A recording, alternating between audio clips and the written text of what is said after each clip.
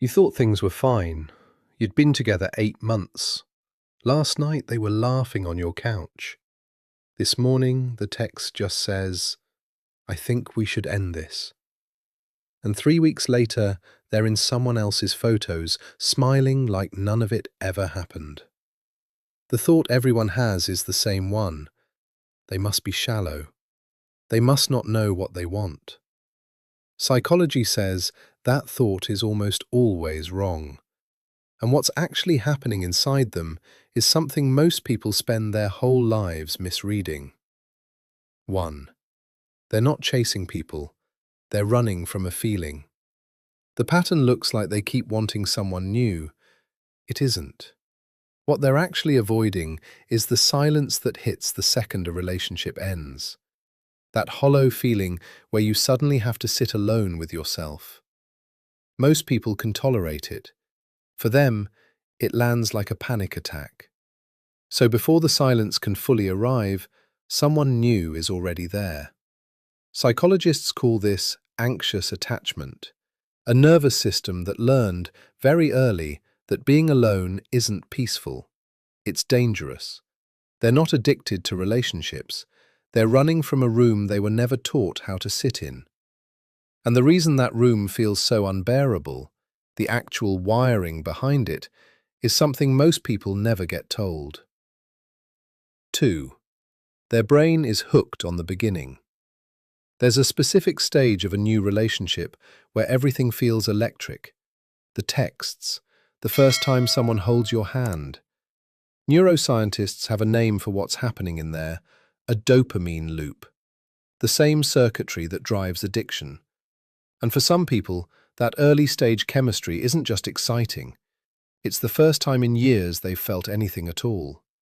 The numbness lifts. The world has color again. They finally feel like the version of themselves they keep losing. 3 months in, the dopamine settles. Real life shows up. And instead of recognizing that as love starting, they read it as the color draining out of them again. They're not chasing people. They're chasing the only thing that's ever made them feel alive. And what happens when they realize they can't get that feeling from this person anymore is the exact moment most people misread. 3. They never buried anyone.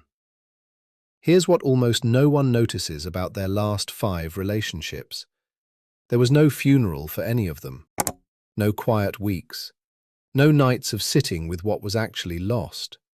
Each one ended, and within days they were already texting someone new, because the alternative was looking at the body of what just died. Psychologists who study breakup recovery call this complicated grief. When the loss never gets processed, it doesn't fade. It compounds. So by the time they meet the person who could actually love them, they aren't bringing one heart into the room. They're bringing the wreckage of everyone before, standing behind them in a line nobody else can see. The new partner thinks they're losing to someone better. They're losing to people who aren't even there. And once you see what happens next, you'll understand why the pattern never breaks on its own. 4. They're not picking the person, they're picking the wound. Watch closely and you'll see it. The faces keep changing, the pattern doesn't. Same emotional unavailability, same explosive fights, same ending. Psychologists call this repetition compulsion, the unconscious pull to keep recreating the exact dynamic that hurt you the first time, hoping that this time you'll finally win it. The parent who couldn't stay present, the love that came and went without warning. They aren't choosing these partners, they're auditioning them, for a role that was cast before they were old enough to remember. And every time someone fails to heal something they were never even told they signed up for, it gets called incompatibility. It was never about the other person. It was never going to be. And underneath all of it, there's one belief running the whole show. 5. The leaving is the only thing they trust. This is the part nobody says out loud. Somewhere deep in them, there's a belief they didn't choose and can't quite name. They will leave eventually. Everyone does. So they leave first, every time. Not because they don't love the person, because loving them and being left would break something inside they don't think they'd survive. So they become the one who walks, the one who's already gone before the other person knew anything was wrong. It looks like they don't care. The truth is the opposite. They care so much they can't risk what would happen if they stayed and it ended anyway. The leaving isn't coldness. It's the only armor they ever figured out how to build. So the next time you see someone who can't seem to stay, don't assume they're shallow. They probably know love better than most.